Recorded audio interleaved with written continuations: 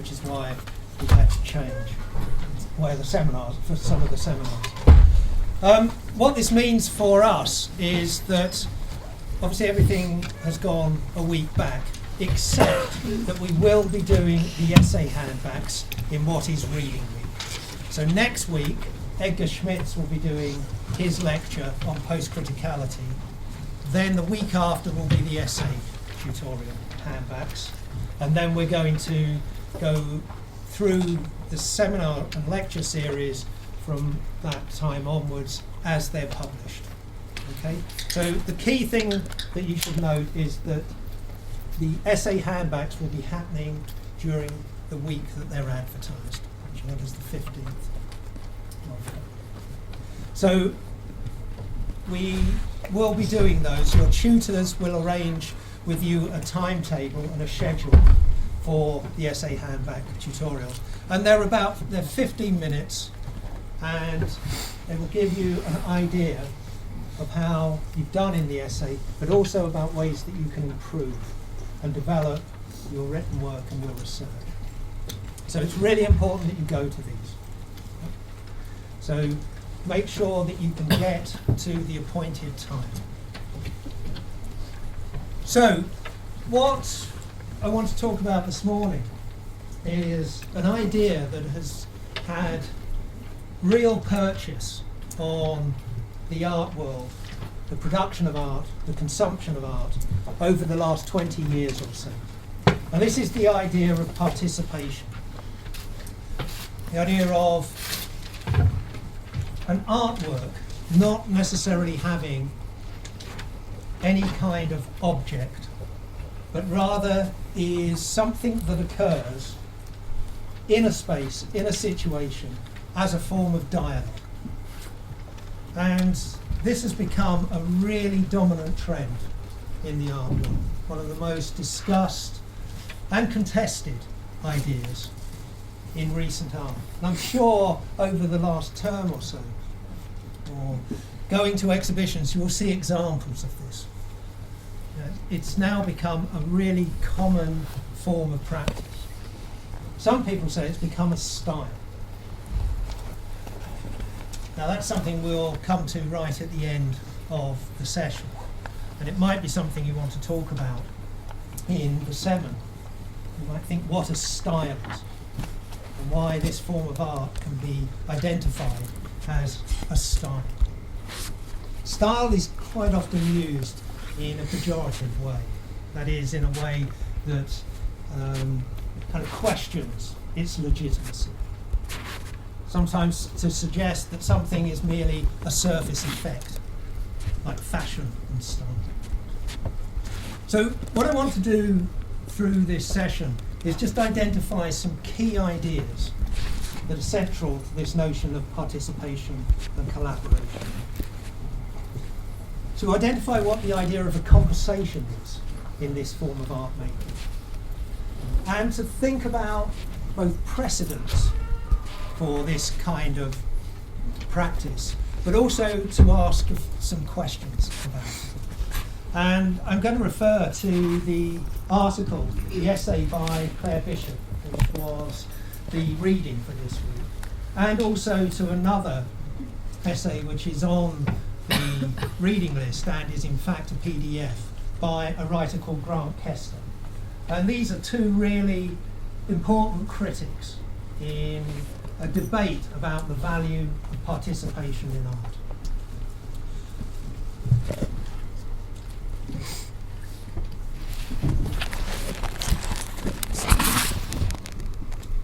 And I want to start with an example. One of the most renowned examples from the 1990s and the early 2000s. It's by the artist Rik Tiravanija. It's called Untitled, which isn't very helpful. But essentially it consists of an event that sometimes happens in the first week of a show over a period of days, sometimes continues through 2 or 3 weeks, but consists of Tiravanija cooking a meal for visitors to the gallery. He cooks a Thai curry. And the visitors, sometimes we call them spectators, although one thing we'll look at is how inappropriate the idea of spectator, the denomination spectator, is to this art. Because there's not really anything to spectate, there's not really anything to look at. But the visitors to this space, to Tiravanijah's show, come at an appointed time, normally over a 2-hour period, quite often in the early evening, and they eat the meal that Tiravanijah has cooked, using a kind of canteen. Tiravanijah builds a canteen in the gallery space, and he cooks for, say, 75 to 100 people, sometimes larger. When I went to see this at the ICA in London, he was cooking for upwards of 200 people. He had a group of assistants who were helping. And you went into the exhibition space, you went up, helped yourself to food, and then you sat and ate. And one of the key ideas was that as you ate, you sat next to someone and you had a conversation. So the fundamental content of the work was to eat and to talk. You could visit the space at a time when he wasn't cooking, and you just see the canteen set up. Really big pots and the serving utensils. It was as if they were all waiting to be activated. And they were waiting to be activated by Tiravanijah, who becomes a cook, someone serving food. And it's primarily activated by people coming to the space to eat and converse. And this became a really celebrated example of this kind of participatory art. And Tiravanijah showed this, or performed this, or staged this all over the world. For a period, it became a work that, in a way, you couldn't escape. It was being written about by everybody, and lots of people were going to participate in it. So it became really renowned. It became a kind of symptomatic or emblematic art. And obviously, one of the things that it does is completely sidestep lots of the things we expect when we visit a gallery to consume art, to look at art, to understand it. And on the handout, I've included as the first entry, something from an exhibition which was at the Museum of Contemporary Art in Chicago, which describes an earlier iteration of this piece. And this is from the gallery guide. And it starts off by saying that one of the things that Tiravanijah did on the label for this work is say that the materials we might put foil on canvas or corten steel or something. The materials in his work were lots of people. But then the press release goes on to make some really serious claims about what this work achieves. And it says, firstly, Tiravanijah's work questions the neutrality of such a space as the gallery or the museum. Questions the neutrality of such a space by encouraging unexpected behaviour and by redirecting the viewer's attention from looking at objects to engaging in ordinary activities in that space. Okay, so it's about a redirection. And you can see immediately that the thing this underlines is the idea that you simply go into a space and look at work. And something we're going to see turning up again and again is that within this kind of practice, looking is seen to be passive. Now, I seriously question, as do lots of other people, but it is a presupposition in a lot of work that is to do with collaboration. That simply going into a gallery and looking at something is too passive. The press release then goes on to say, the relationship that Tirovanija sets up between his audience and his work is an active one. And this idea of being active is also really important. In which viewers become users, and more surprisingly, do their using free of charge. In a service economy like our own, in which we pay for every effort, receiving something gratis, free, shocks us. And then the really big claim arrives. The generosity of providing complimentary food or entertainment for visitors undermines the market economy in which art normally functions, or usually functions. And this is something that is really central to most of this work. That in some way it steps outside of the market in art, either through the gallery system, the auction house, or the purchase of art by museums. That this kind of practice initiates, signals a very, very different relationship between artists and audiences. And in many ways, the idea of an artist is transformed. So the artist becomes a kind of service provider, and the audience becomes a user, or users. And lots of really, really major claims are made for this new relationship.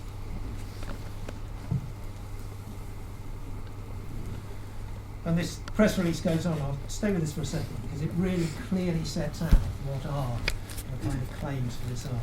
To walk into a private gallery and relax in a cafe with a free drink is to subvert the raison d'etre, the reason for being, of a commercial space in which art is for sale.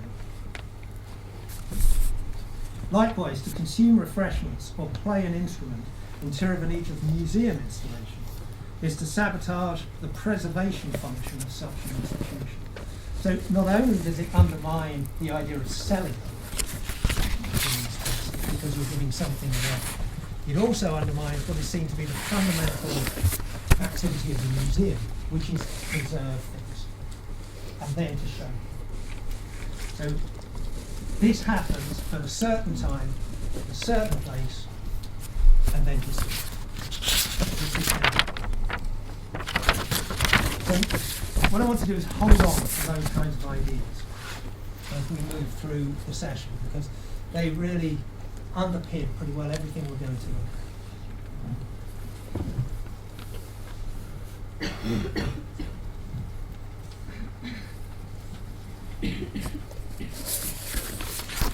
Now, one of the major texts, pieces of writing that developed an account of it, in some ways started to shape it, started to bring lots of different artists together and say, actually, they're all engaged in the same thing, is a book by the French critic Nicolas Bourriel. And he termed this kind of art relational aesthetics. And this is actually a Rick Tirovaneja piece on the cover. And this is really typical of the kind of look of a lot of the work that Bourriel talks about. There's a kind of place where people come together, they might read, they might have a drink, they'll have a conversation. In other Tirovaneja pieces, ones particularly that he did with Douglas Gordon, there might be instruments that you could play in the space. You go in, and no matter how inept you are, you can sit down at a drum and bash away at it. Or you can pick up an electric guitar and just strum.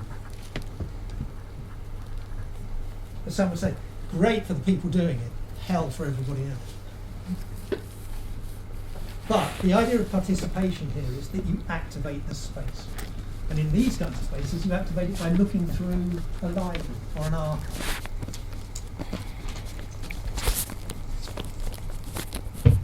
But for Bourriel, all of this work is a way of creating something he calls a micro-utopia.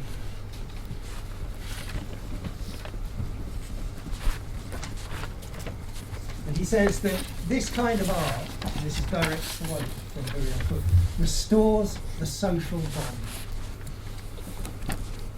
So again, really big claims being made for this book. By restoring the social bond, in a way he's suggesting that it enables us to simply talk, to interact with them, to get to know them. And during the course of his argument, he says that we now live in a totally fractured and fragmented world in which we consume things individually on computer screens or via television.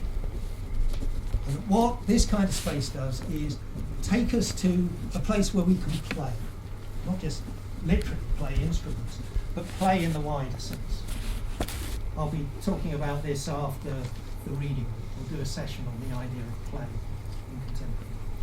But for Burial, these places become kind of free zones of experiment, dialogue, conversation, and play.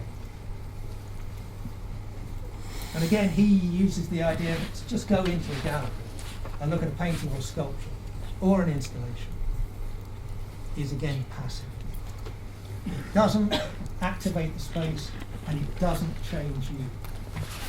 And one of the things he says about this kind of work is that by having a conversation, by entering into dialogue, in some way you become changed. And for a brief moment, you begin to connect with people. So 3 key ideas. The forging of a momentary community in the space, the idea that the space is activated, and then something else, which is that in a way we forget that the space has been authored by someone. So the artist is now someone who creates situations. He responds to the space by setting up an environment in which people can interact. And in many ways, this means that the artist becomes generous. And right at the very end of the session, I'm going to say just a few things about the idea of a gift and the problem of a gift. So one of the things that we see in this kind of space is that you experience something. And that experience is good. It's worthwhile. And it's different from just looking at things. Now, I should say that this book came in for the most incredible kind of critique. And in many ways, I'm not absolutely sure that it holds up. A lot of the arguments have been unwound. But it is a book that talks about a particular moment. And you need to remember, when reading it, that all of the essays in it came out monthly in the French magazine Art Press. And at the time, Burial was trying to think about what linked the work of a lot of artists. So Tirabonija, Douglas Gordon, Philip Ferrando, a whole range of artists who seemed to be doing something similar. So in many ways his essays became a kind of manifesto. Some people have said that in a way the book is just a list. And it does just list hundreds of artists. But it's worthwhile to look at it because the arguments in it have been repeated over and over again.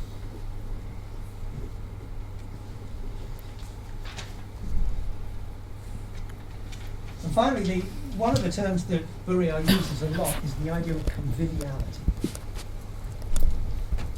You might think about what's convivial. Conviviality in terms of the space that produces conviviality. For Burial, it's a place where you feel safe. So he said this deliberately happens in the space of a gallery because a gallery is a very certain type of space, a very particular kind of space. Now that idea is one of the things that has been really criticised, not just by those who want to undermine the argument about passivity, but also those who want to take art out of the gallery.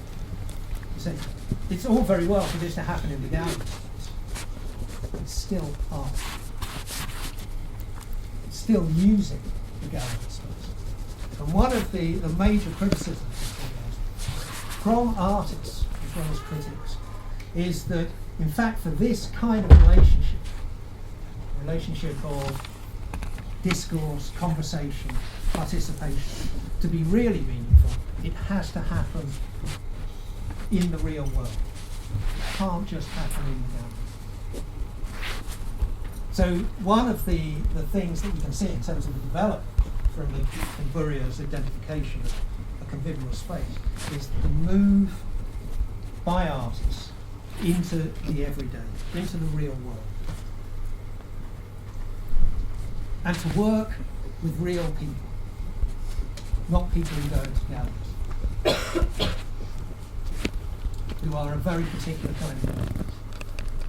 And it's true, when Buria showed, or staged, let's say, when he staged this work at the ICA, it was full of art students, people involved in art, other artists, curators, people who were members of the ICA.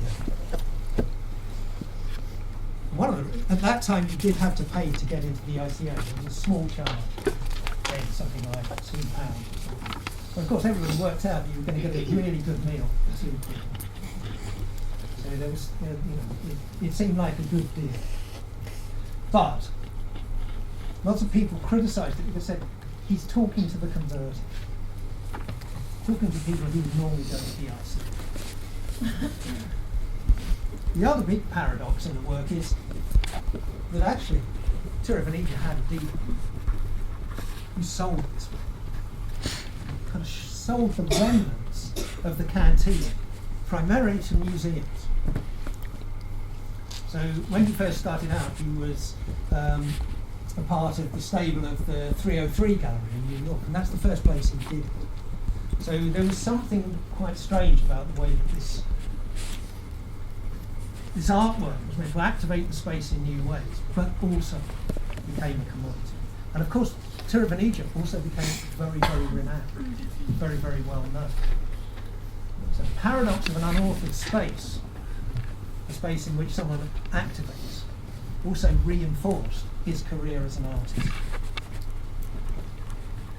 So again, there seem to be contradictions in this kind of activity.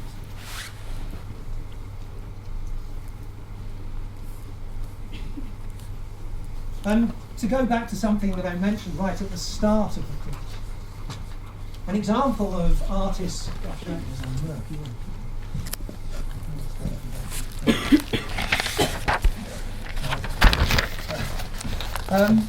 Someone who I mentioned right at the start when we were talking about the idea of entertainment and artist groups who are opposed to the simple notion of art as entertainment. The Turkish group Oda Projesi are really interesting, and there's someone that Claire Bishop in her article talks about, and they've become a kind of course celeb for certain critics and curators. Someone like Maria Lind, and I've included a short extract from Maria Lind in the handout, where she talks about what's really, really positive about Oda Projesi.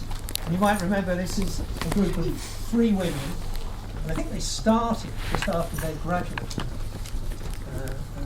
from art college, who decided to take their work out of normal places of exhibition and to turn a flat that they rented in a housing estate into a space that they could use to stage events, workshops, all kinds of things, and Oda Projesi translates as space project.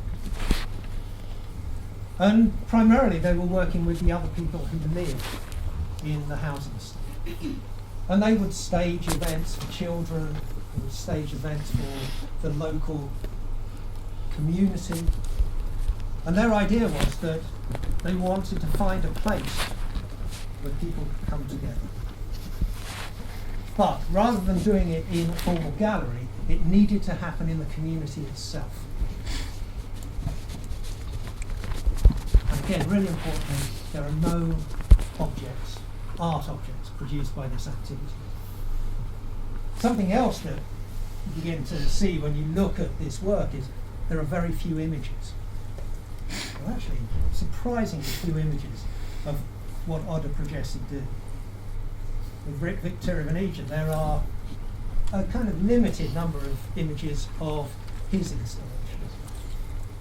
And of course, you can see that this would be logical. In fact, it makes more sense to read about this work, or to engage in a conversation about it, than to look at an image. An image doesn't really capture what was going on in the space.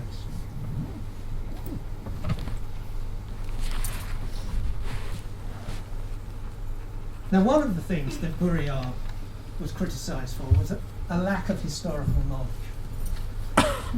And always this is slightly unfortunate, because Buriard was writing essentially a form of journalism, a kind of live criticism, where he was trying to bring together a group of artists and think about what was going on in their work. But it was then pointed out, quite vociferously at times, that he'd ignored lots of artists from the 50s onward who'd engaged in this kind of activity, who'd done similar things, and quite often outside of the gallery space. And one example of someone who started to become known in a very new way, and started to be written about in Frieze and Art Forum and the Art Press, was the Californian artist Bonnie Shirk. And her practice is really interesting. At one point, she went to work as a short order chef in a diner,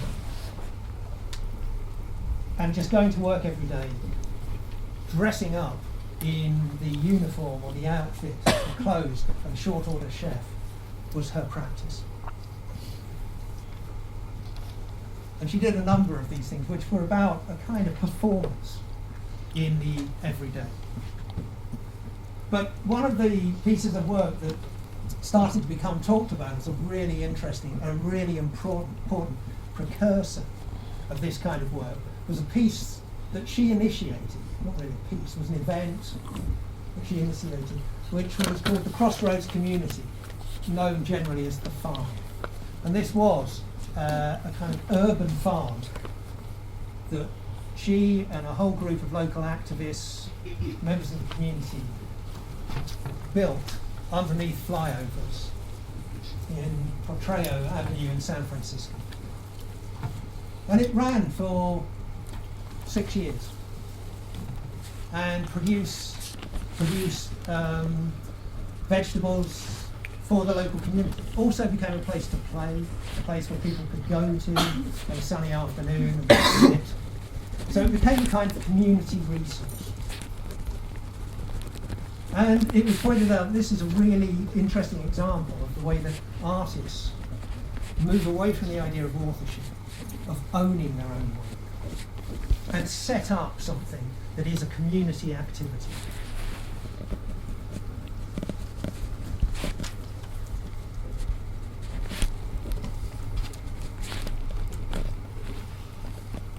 So in a way, this is very similar to the kind of community event.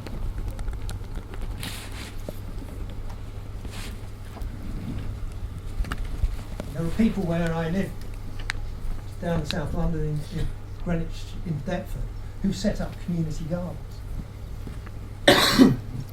What's interesting, of course, that nobody who does that claims to be an artist. And one question that you might think about in the seminar, and you might return to, is why is it that artists either need to do this or feel they can?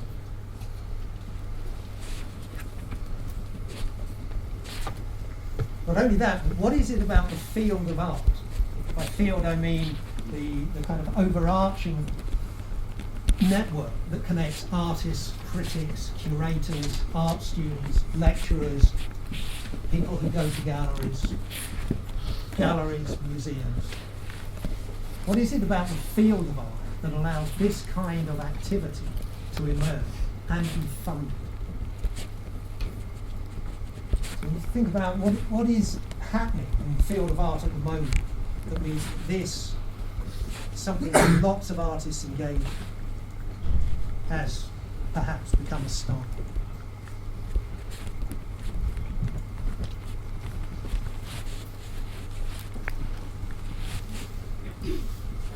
And one of the groups that Claire Bishop talks about in her article, which is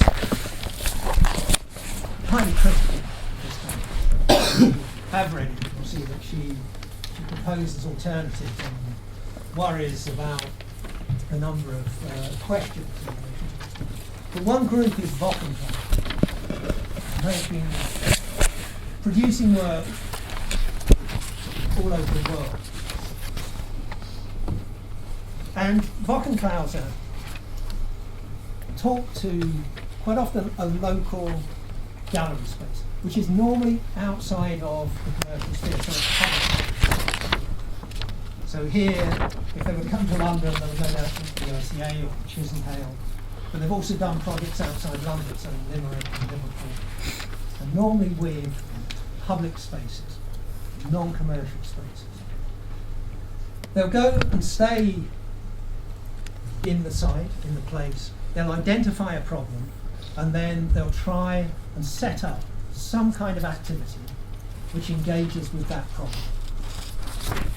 So you'll see here some of the things that they've initiated. An after-school activity space, this was in the USA. A space for teenagers to gather. A cinema for newly arrived immigrants. In Stockholm, a place for people to come and work out how to register to vote and how to become active citizens.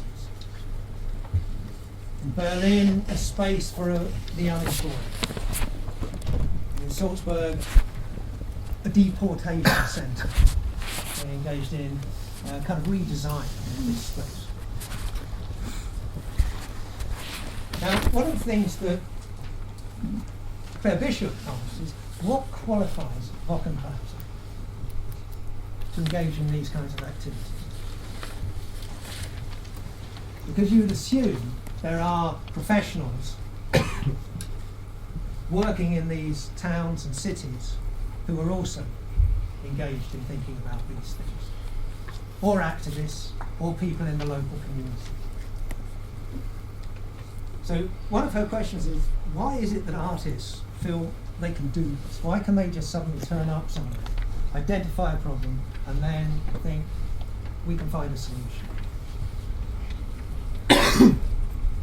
One of her other key questions is, how do you evaluate this practice? And she says there can be no bad, failed, inept, participatory artworks in aesthetic terms. You can only judge them in terms of whether they seem to help people.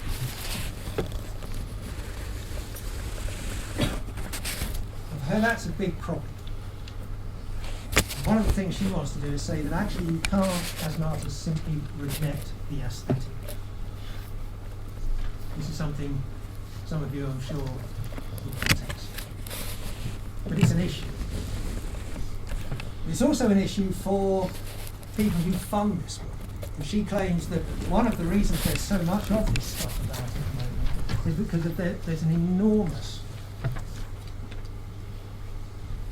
expansion in biennale culture, in kind of art festivals in specific places, which will show traditional forms of art, but also as part of their outreach and educational program, as part of their project base, will look to artists like Wochenklauser to move the exhibition out of museums and galleries into the local community. And this actually does happen with things like the Frieze Art Fair. It's a really important project initiative with the Frieze Art Fair. And she also says it's because there's an expansion in non-profit, local exhibition spaces, funded privately through countries or funded through the state. That's a hint. This is what's happening across Europe in particular. I'm sure that holds so many spaces, are finding it almost impossible to survive at the moment. But she says one of the things that generated a lot of this kind of work was the expansion of these two things, biennales and non-profit spaces.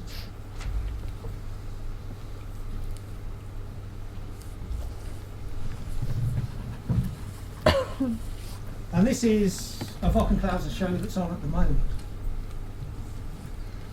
And this is in the Van Aver Museum in Eindhoven. And this is really, actually when I look at this my heart sinks, because this is so typical of the look of much of this work. A kind of designed space to sit and talk or converse, which is often made from fairly rough and ready materials. In fact, the whole show, it's worth looking at the photographs of the show, the whole show consists of this kind of constructed space. And this is often called a platform for conversation, a platform for dialogue, a platform for education.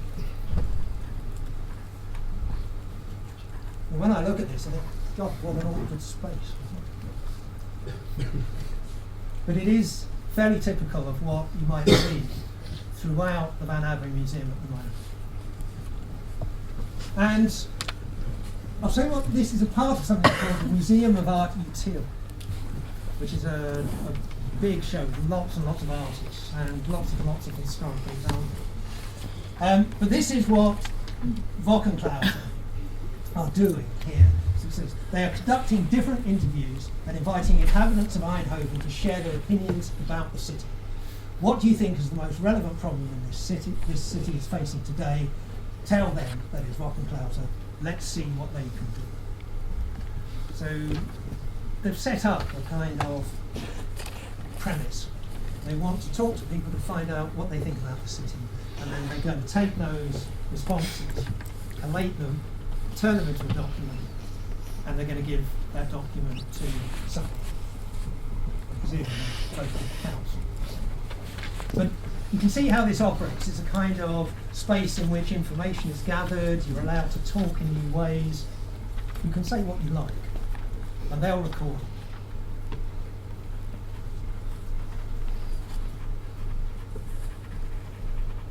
And the Museum of Art Utile has been set up by Tanja Bruguera, something that's moving around a number of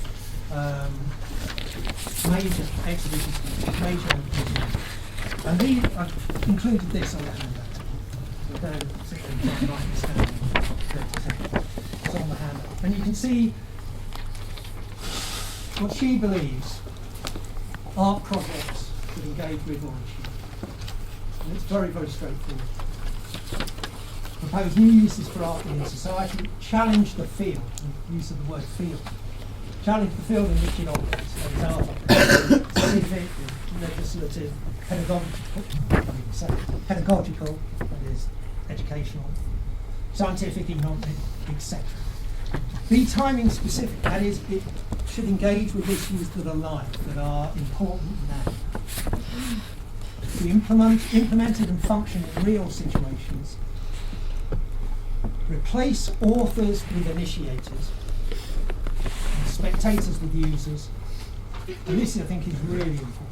Have practical, beneficial outcomes for its users. So not only do you set all these things up, then you can evaluate how useful this situation is. And it needs to have an impact on the world at large, not just the gallery or the museum. Pursue sustainability. So for her, for Tanja Bruguera, these works shouldn't just be there for a moment and disappear. They need to have longevity.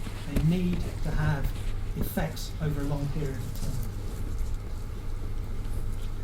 And then, probably the most vague, perhaps the most contradictory, is the final thing. Re-establish aesthetics as a system of transformation. I have to say, I'm not sure what that means. We need to discuss that. I think in one way what she means is that the kind of things that artists do when they make work are in some way used to make society, to transform society. Now, Tanya Bruguera is a really interesting artist, and she set up a number of initiatives, first in New York and then in Mexico. In New York, in Queens, she set up an organisation to work with immigrants to educate them. So she set up a kind of school, a local community school, which was about learning how to fill out forms, learning how to engage with the local authority, learning how to claim your rights at work. It's been very successful. It's been running for quite a few years now, and it is a really renowned example of a kind of art project that works in the local community that has definite effects. In fact, 2 years ago, Tanya Bruguera hosted a group of students for a masterclass. And they went out to New York and spent a week working in this school community centre with people who were struggling to get the owner of their flat or house to make repairs. So our students went out, they engaged with this, they suddenly found themselves on the phone to someone in the local council or a private landlord, trying to sort out a very real problem for someone else. And it was a really, really transformative experience for them. We came back and wrote about it, talked about it quite a lot. Tanya Bruguera has also set up a political party in Mexico. And in many ways, the problem with this is how do you use that as a model? You can't all go and set up political parties. And there are some really interesting interviews with her on her website. And one of the things that is most interesting about her is she recognises contradiction. She recognises that in many ways she's in a kind of privileged position. In fact, in all of the interviews it is mentioned that she came from a family of diplomats. She has been educated very highly. She's tremendously articulate. She's a really, really powerful speaker.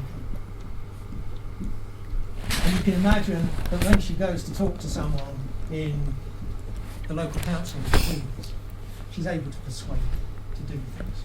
In other words, she is able to get people on her side.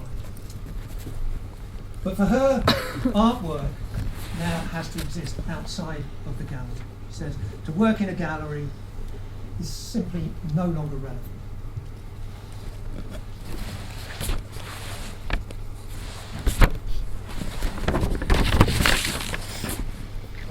And we can see other examples of this which are happening at the moment. I don't know if anybody went to the Tate, I think it was last year, there was a big Suzanne Lacey event. And in a similar way to this, which is an enormous staged conversation. And it's a collaboration between Suzanne Lacey and an organisation in New York called Creative Time. And this is run by someone called Nato Thompson. And if you are interested in it, the Creative Time website is a really, really useful resource. And Nato Thompson's writing is really interesting. It's worth reading even if you fundamentally disagree with this kind of. And Creative Time have been behind lots and lots of these initiatives.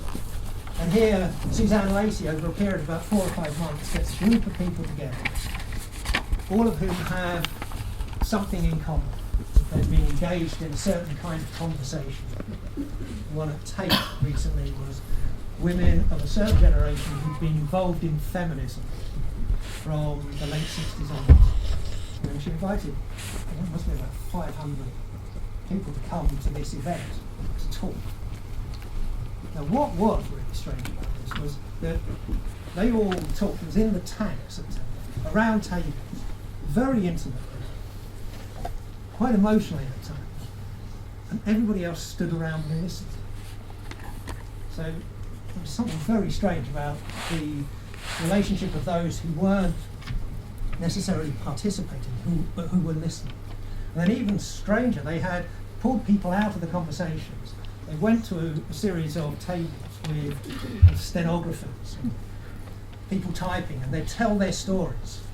And then these were projected on the walls. So you saw people talking about their experience. And there was some criticism of this, that it turned something very intimate into a spectacle. But Lacey has been involved in this kind of activity for about 40 years now. Staging conversations, and the fundamental content of the work is bringing people together to talk about experience.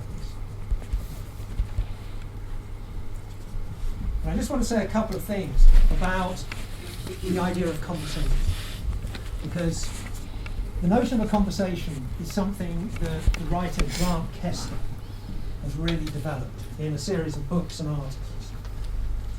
And for Kester, a conversation is a really particular kind of event. And he uses Suzanne Lacey as one of his key examples. He says, what Suzanne Lacey does is stage genuine conversations.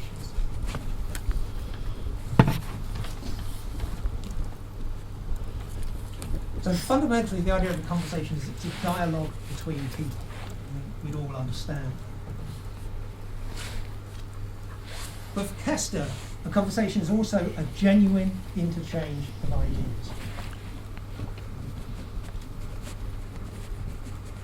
So this event now is not a conversation.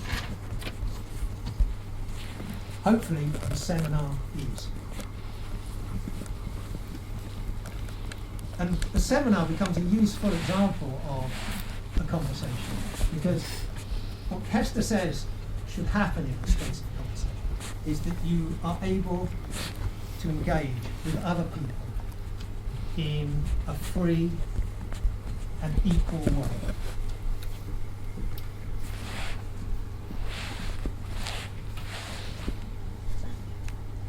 It's respectful.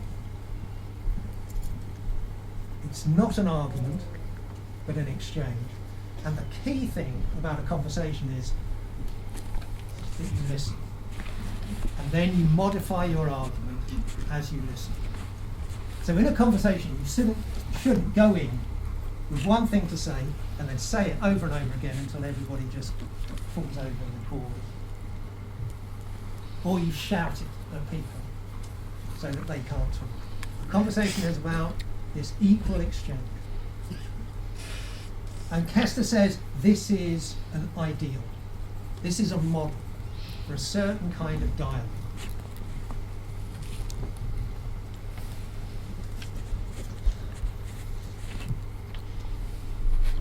And one of the things that Kester says in the essay Conversation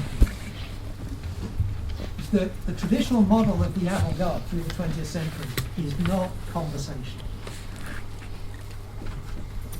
And an example would be, he refers to lots of it, Dada through surrealism to performance work in the 70s and 80s. But just to illustrate this, a couple of examples. One would be Francis Picabia and Eric Satie's ballet called Relâche. And this was an avant-garde event, an avant-garde cours célèbre. And partly because Picabia designed a stage set that had hundreds of unbelievably bright lights facing the audience. So it started off with Satie's music, with dance, with traditional ballet, and then suddenly these lights would come on, and everybody in the audience is totally blind. And go off, and of course everybody's sitting there kind of blinking, and the after image of all these lights. You watch a little bit more of the dance, and then the lights come on.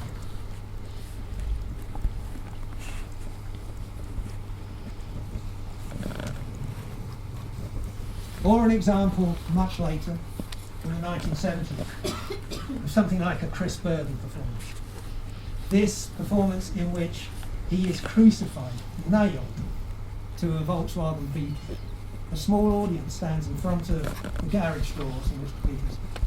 They rev the engine up till it's screaming, the doors open, Burden appears, he's there for a minute with this kind of unbelievably noisy racing engine, goes back in, and the doors close. Now for Kester, all of this work is about something to do with avant-garde shock. He actually uses a really nice phrase. He calls it somatic epiphany. Somatic being of the body, epiphany being a short transcendental moment that changes them. So he says these two things come together. It's not just about transforming the mind, it's in some way transforming the visceral body. And he says this is a fundamental model of the avant-garde. It's about confronting people. And he actually says it's a violent attack on the audience. And he says even avant-garde poetry is a violent attack on language. So for him, the model of the avant-garde is fundamentally confrontation. And often it's deliberately offensive.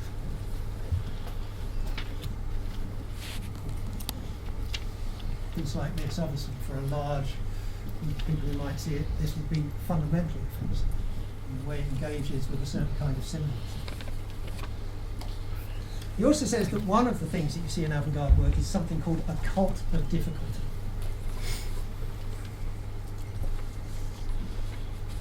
It transgresses ordinary language.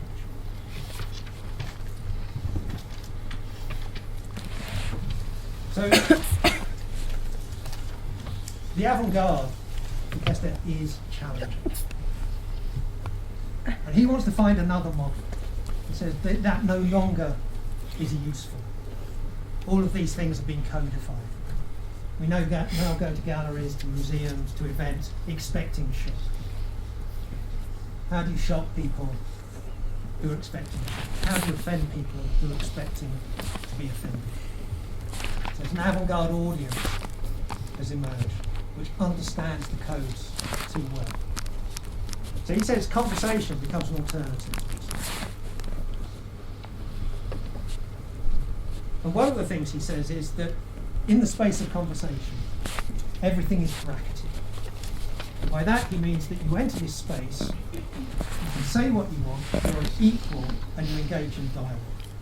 And one of his examples is a Wochenklauser piece, where a group of women who were having massive problems finding housing because they were prostitutes and drug users, couldn't engage with the local council, which was in Zurich. And so Wochenklauser came and set up a space in which they could talk, to bring them together. And what Wochenklauser did was literally float these people away from their normal moorings, in a place where they felt secure. So they put them all on a boat. They went out into the middle of a lake. There was nobody watching them. There was nobody recording what they said. And at that moment, they could actually talk truthfully. And Kester says this is an example of a genuine conversation. He refers back to a model from philosophy and ideas about public space, developed by the German philosopher Jürgen Habermas. You don't need to worry about this at the moment unless you want to read the article. He really goes into some detail about Habermas's ideas. But Habermas says that in a conversation, every subject with competence to speak is allowed to take part in discourse. Everybody is allowed to question any assertion whatsoever, and everyone is allowed to express his or her attitudes, desires, and needs. So in many ways, this is a model of egalitarian interaction. And it's about mutual understanding and negotiation.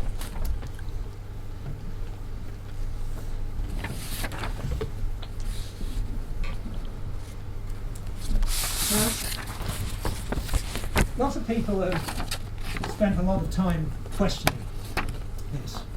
And there's some interesting accounts of these debates in the catalogue The Art of Participation, which is a catalogue in the light with a wide variety of both historical and contemporary examples.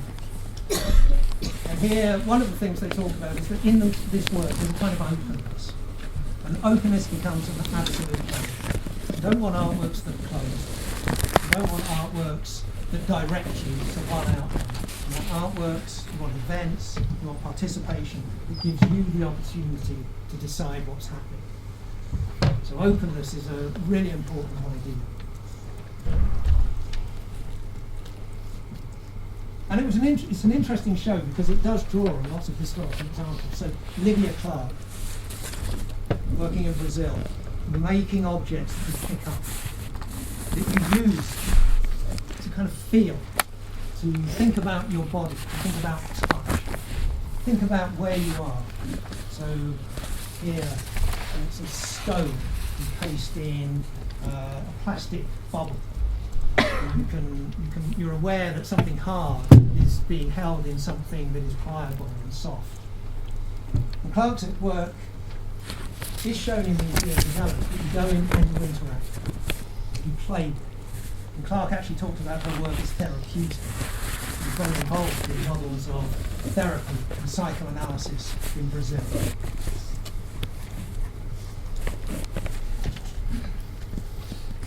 And here you would go into the gallery space, put on a big rubber glove, and then pick off something. So there's a kind of very gentle disturbance of the normal. There's a big show at the Whitechapel Gallery of her work, and I was going in, and there's an enormous kind of symbol type hat thing that you would put on, and then someone would come up with a hammer and hit it. And so you're in it, and it's like being inside a bell. That doesn't change the environment. But here it's about a kind of, or a model of interaction in which something happens which makes you aware of your body, or aware of your senses. It really wants to draw attention to these things that are ordinary, that are everyday, that you can't.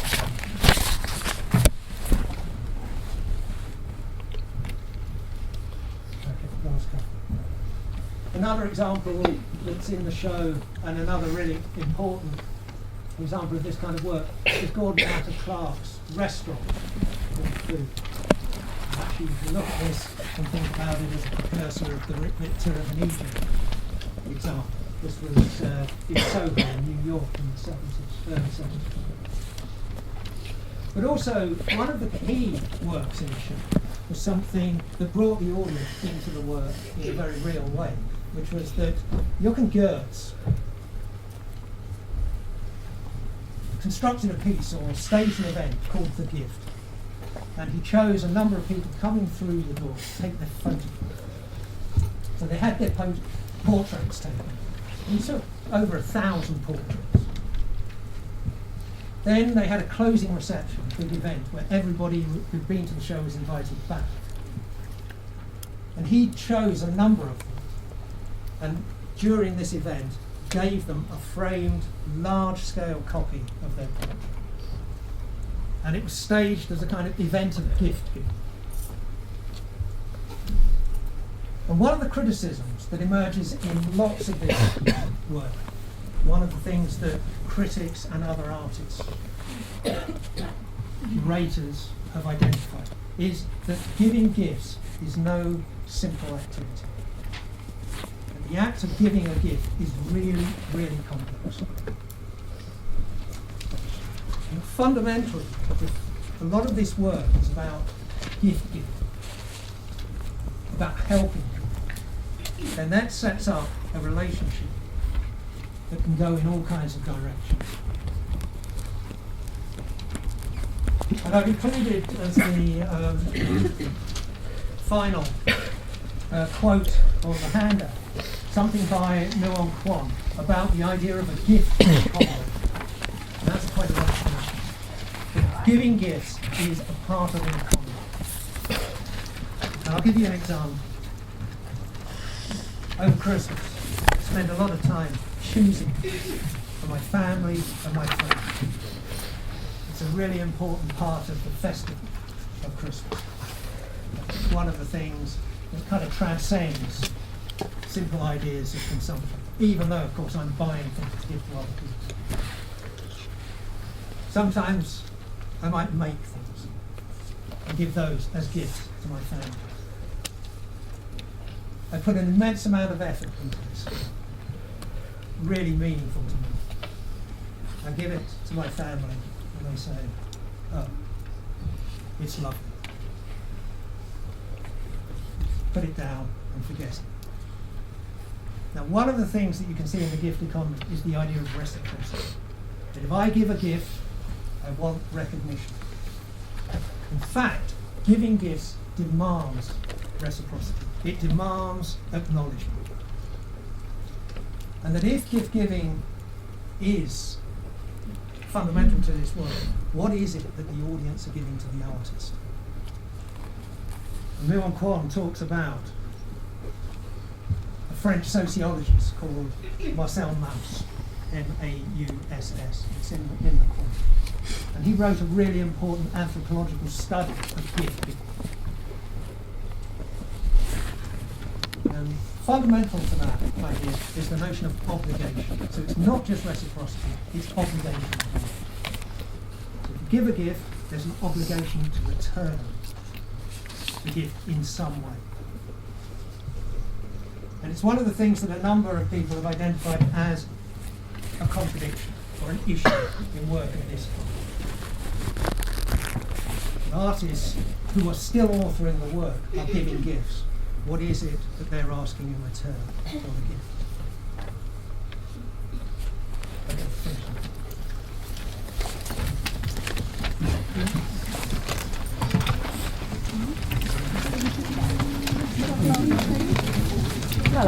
Sorry.